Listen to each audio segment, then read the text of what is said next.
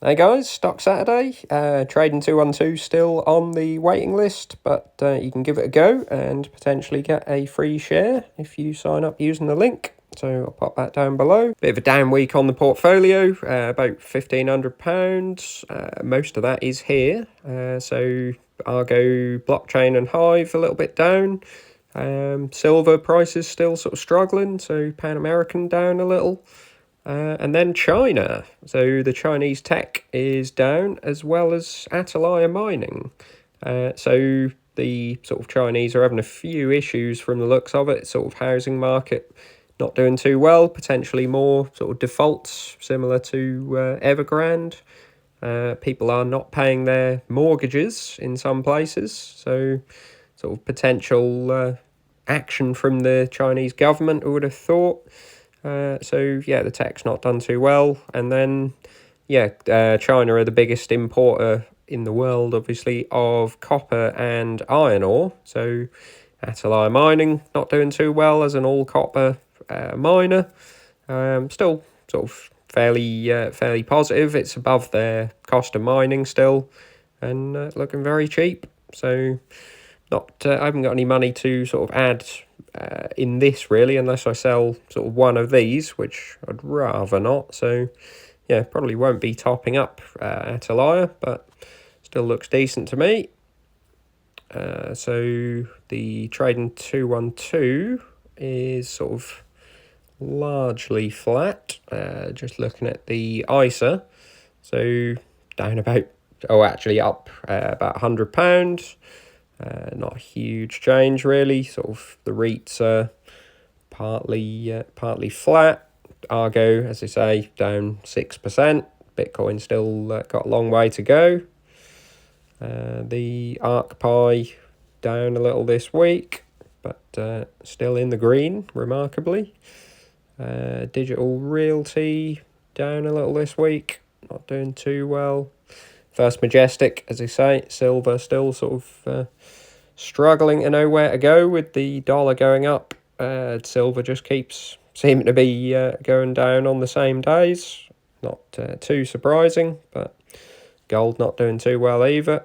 So that's never going to do well in that environment. Stag down a little. Sylvania, interesting. So platinum and palladium both down, but rhodium up. So that's the main thing that we want. But interesting to see sort of palladium coming right down. That is about sort of 20%, I think, of revenue. So yeah, don't want to see that sort of come down too much. Car market potentially sort of coming back into life. People are saying they're getting their chips, so could be good news. Vici up, doing pretty well really. Sort of over the last few months, holding up through all the red. Had a few drops, but yeah, pretty happy with them. Like the idea I mentioned last week of them getting into football stadiums as well. So that's good.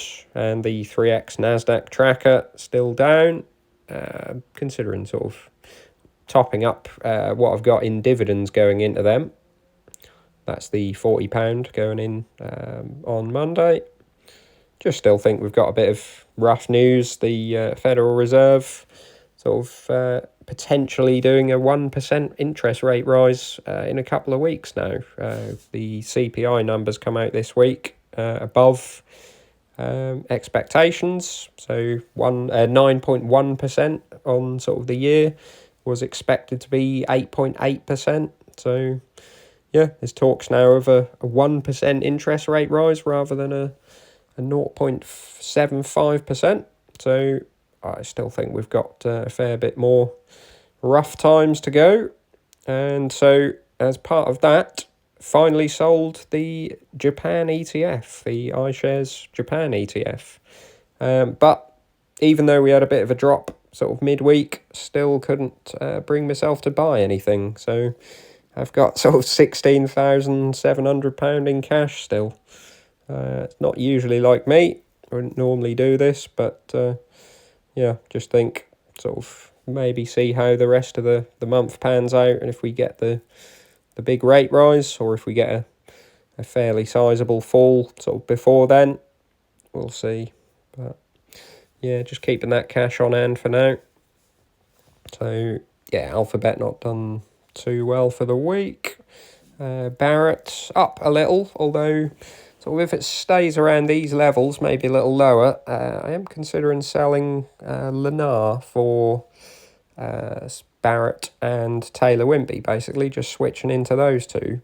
Lennar has sort of been doing pretty well sort of since the bottom. It did drop a fair bit, but if you compare it to Taylor Wimpey and Lennar and Barrett, they're sort of holding up really well. And if they are going to do a 1% rate rise, it sort of does push US housing into quite unaffordable sort of territory.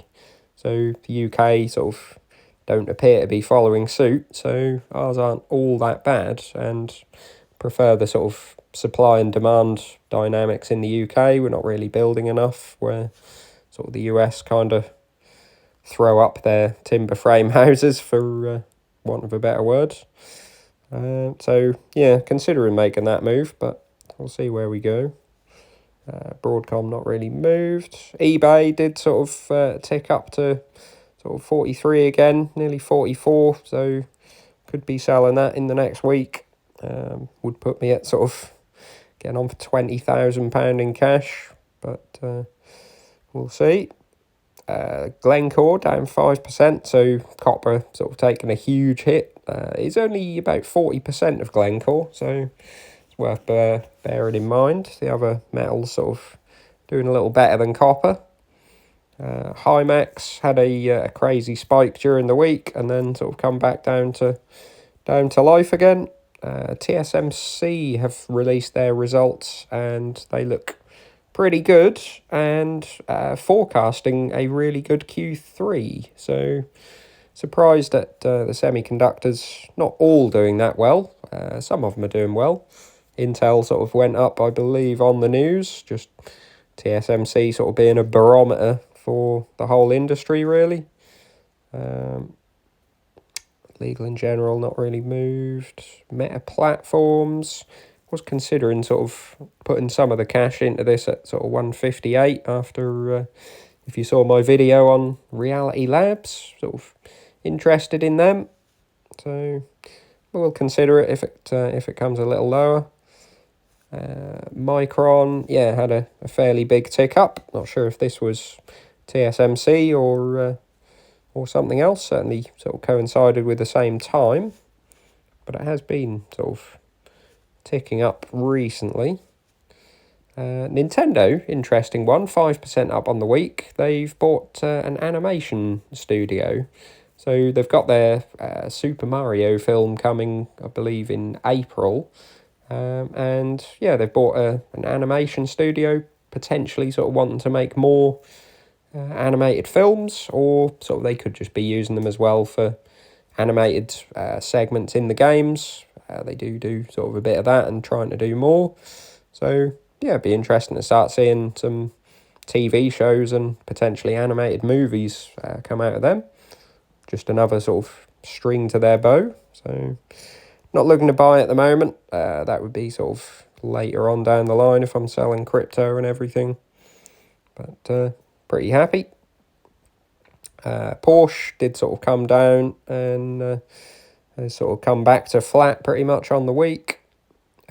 Process sort of coming down quite a bit, sort of spiked up on the buyback and selling 10-cent news, and has sort of just been trickling down ever since, really. So if they are doing the buybacks, that's a little bit strange.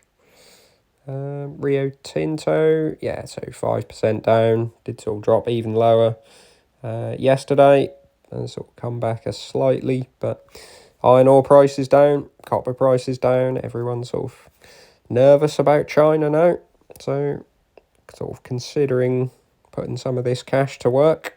Would like to probably see a little bit more sort of positive news out of China maybe, but I expect then the prices would come up. Samsung, sort of, as I say, with probably on the TSMC news, they've come up. Was sort of very interested in buying it under 1,000, but yeah, we'll see. Don't think we're out of the woods just yet. Shell sort of still struggling with the oil price coming down. Brent below $100, I believe, or sort of up and down around $100. Natural gas sort of not doing too well either. So yeah, maybe should have sold this at sort of £24 we were at, but I kind of thought we were still not going to be coming down too much, but we'll see. Not too much moves in those others. Stellantis down 4%. Again, sort of in the 1150 was very, very tempting, considering the chip shortage potentially sort of easing, but I didn't buy, but very, very close. Seeing the Fiat 500 sort of news everywhere. Top seller in the electric vehicles in Europe, so that's pretty good. TSMC, as I say, sort of released their fairly bullish earnings and have rocketed up. Would have been maybe a nice buy in the sort of just under 70, but didn't pull the trigger. I still think with the interest rate rise and everything, more news sort of. This happened last time. The interest rates went up and market sort of rocketed up on the day, and then sort of took a fairly large drop following that. So see if that happens again. Taylor Wimpey, yeah, was sort of in the £1.11. Maybe should have pulled the trigger up to 117 now, but nothing sort of to get too excited about. Would still be a good buy, I think, and possibly still worth selling Lennar for that. Tesla 4% down. Nothing too much to speak of, although they did have their head of AI, I believe, leave. He's been there about 5 years, so I think people are making a bit too much sort of news about it. They're not dying. The program will carry on without him. The sort of full self-driving, that sort of thing. It'll be fine. Tyson Foods 2.5% down. Bit of a shame.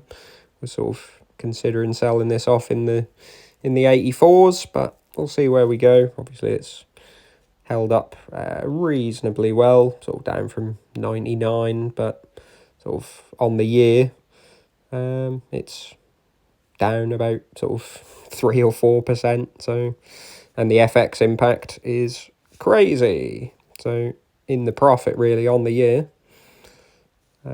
Vale, yes, 11% down. So this is unusual because they are largely iron ore. They have a little bit of copper exposure, but it's not a lot, even if they are looking to grow it.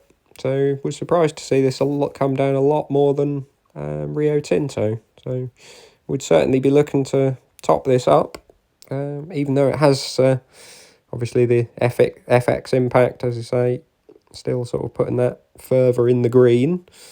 10% on the FX impact, but yeah, you're not getting a lot for your pounds at the moment.